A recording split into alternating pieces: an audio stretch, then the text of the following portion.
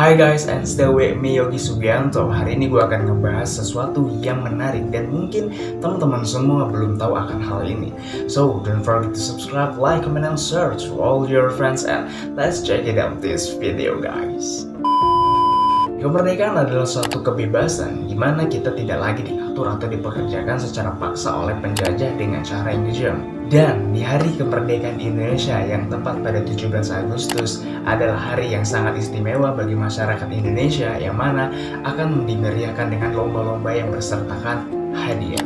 Wow, dari beberapa perlombaan yang ada, mungkin dari beberapa teman-teman yang belum tahu bahwasannya perlombaan dalam 17 Agustus mempunyai awalan yang kelam.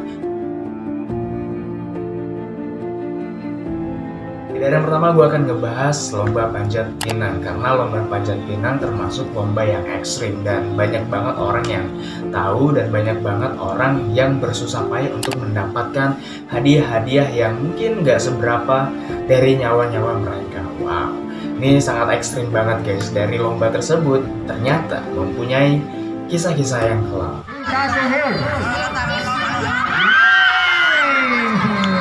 Lomba panjat pinang adalah lomba di mana orang akan memanjat batang pohon pinang atau bisa dikatakan the klimas dalam bahasa Belanda yang memiliki arti memanjat tiang dengan ukuran 10 meter. Penjajah Belanda juga mengadakan lomba ini saat mereka memiliki acara penting seperti pernikahan, hajatan, dan lain-lain. Oke, dengan adanya lomba tersebut membuat penjajah Belanda merasa terhibur dengan apa yang mereka lihat, di mana rakyat Indonesia pada saat itu juga banyak yang jatuh, kesakitan, bahkan cedera demi hadiah yang tidak seberapa. Tetapi di balik itu semua ada suara tawa yang bahagia melihat seseorang menderita dengan hadiah yang tidak seberapa. Wow, jadi kesimpulannya adalah kita tuh nggak menyadari dengan lomba-lomba yang ada di 17 Agustus yang mana mempunyai kisah-kisah yang kelam. Kalau kita sadari, kita simpulkan dari lomba-lomba tersebut banyak yang sakit, banyak yang jatuh, bahkan cedera. Terus kita tertawai, kita senang dengan penderitaan teman-teman kita. Dan bahkan ini terjadi ketika hari kemerdekaan kita loh guys. Jadi kalian berpikir nggak sih kalau misalkan kita ini udah merdeka atau belum? Kalau misalkan kalian merasa, oh ya kita sudah merdeka, tetapi kenapa budaya atau tradisi lomba-lomba tersebut masih ada sampai saat ini? Oke.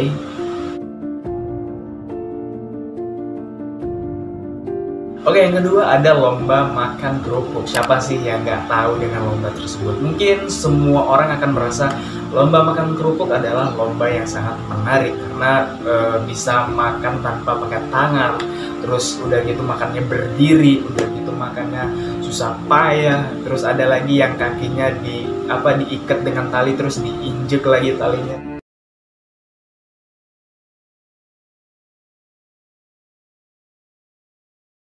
Mempersulit orang untuk makan kerupuknya. Dan ternyata lomba makan kerupuk ini juga ada kisah kelam waktu masa penjajahan Belanda. Wow, ayo kita bahas lomba tersebut. Lomba yang satu ini adalah simbol atau bentuk keprihatinan kepada rakyat Indonesia yang susah untuk mendapatkan makanan. Dan pada saat itu kerupuk adalah makanan utama untuk dimakan sehari-hari. So, kerupuk bisa dikatakan udah seperti makanan pokok lah ya. Walaupun kerupuk itu bukan makanan pokok sebenarnya, tapi yang namanya kita dijajah, so apapun yang bisa dimakan ya dimakan. Dan bisa dikatakan mungkin pada saat itu kerupuk adalah makanan yang udah sangat istimewa banget gitu. Ketika lo udah bisa makan kerupuk, udah bersyukur gitu. Dan ketika di 17 Agustus ini malah dijadikan sebuah perlombaan. Wow, gue gak bisa mikir aja dulu. Dan ya, ketika lo tahu nih, ternyata lomba makan kerupuk itu mempunyai kisah yang kelam, dan pada akhirnya lo jadikan itu sebuah perlombaan di hari kemerdekaan Indonesia. Wow. Oke, next.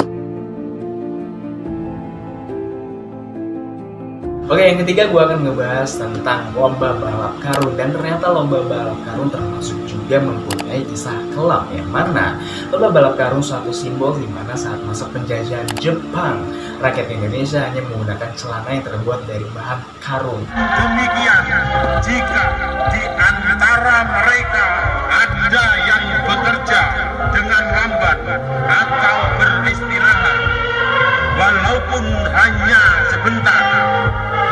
Tidak jarang mereka menerima bentangan, caci maki, pukulan, bahkan tendangan yang mereka alami dari para pengawas dan tentara Jepang pada saat itu.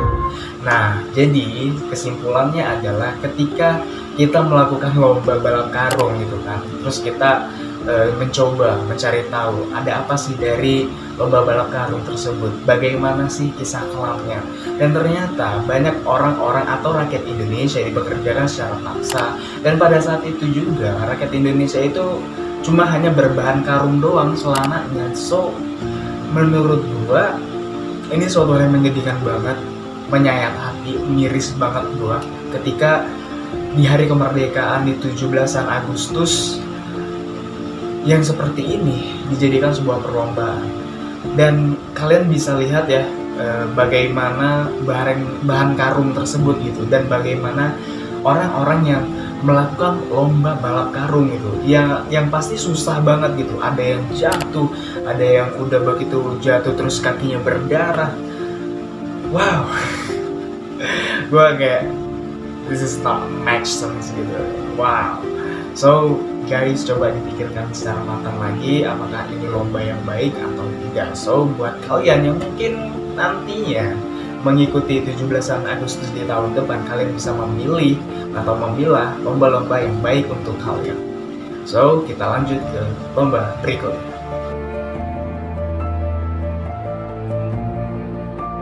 Oke, yang terakhir ada tarik tambang. Wow, tarik tambang salah satu lomba yang ekstrim juga ya. Tarik tambang adalah suatu simbol di mana rakyat Indonesia disuruh penjajah untuk melakukan kerja paksa dengan tali tambang. Dan ketika lomba tarik tambang dimulai, banyak yang jatuh, bahkan juri yang injek talinya pun juga merasakan sakitnya ketika jatuh. Sabar, jangan tarik. 1, 2.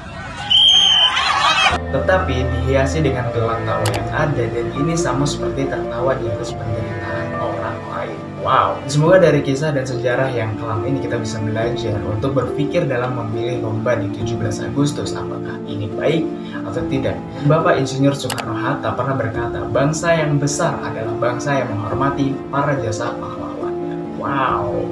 So guys, berpikirlah secara cerdas, berpikirlah secara cermat ya untuk memilih mana lomba yang baik, mana lomba yang positif untuk kita lakukan ya. Jadi kita tuh nggak menilai suatu hiburannya doang gitu, nggak menilai dari suatu hal yang iya kita bisa tertawa dengan penderitaan orang lain. So ketika lu melihat teman lu jatuh, ketika lu melihat orang lain jatuh, dia merasakan suatu hal yang sakit, dan sakit itulah yang lo tertawakan. So this is not funny guys. So ya, berpikirlah secara cerdas lagi. Dan untuk lomba-lomba di 17-an Agustus mungkin kalian bisa memilih ya. Jadi ada beberapa lomba-lomba seperti tarik tambang, makan kerupuk, balap karung itu ditiadakan lagi. Jadi kalian ganti dengan lomba-lomba yang menarik, lomba-lomba yang berpositif, dan